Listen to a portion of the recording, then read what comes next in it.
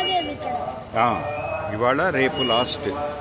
రేపు ఎల్లుండా కాదు అంటే ఎల్లుండి తీస్తారులే కానీ మామూలుగా ఫ్రైడే మన నిమజ్జనం. వాడిని మాట్లాడించు.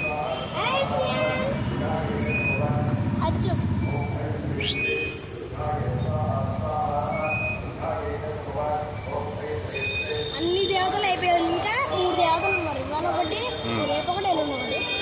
ఎల్లుండి ఫ్రైడే నిమజ్జనం ఉంటుంది.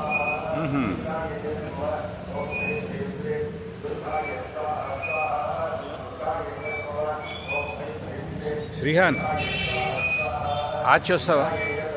శ్రీహాన్ శ్రీహాన్